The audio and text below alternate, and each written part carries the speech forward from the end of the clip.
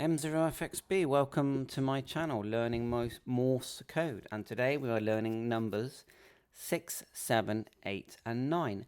And if you look at these, we've still got 5 dashes and dots here, or sets of dashes and dots, but the dashes are at the beginning now, so that we can go above 5.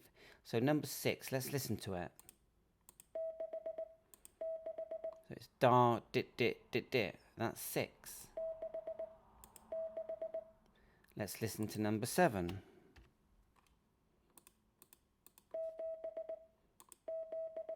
Now close your eyes and listen to the sound and the rhythm. And there are five sounds that you're hearing when it's numbers. 5 sounds. Let's listen to number 8.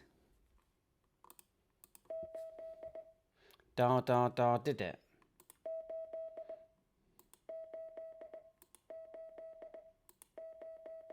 Listen to the sound and the rhythm. Listen to the sound and the rhythm. This is really important. Close your eyes.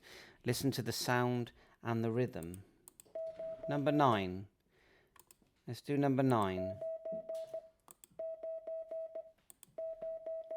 Da da da da dit.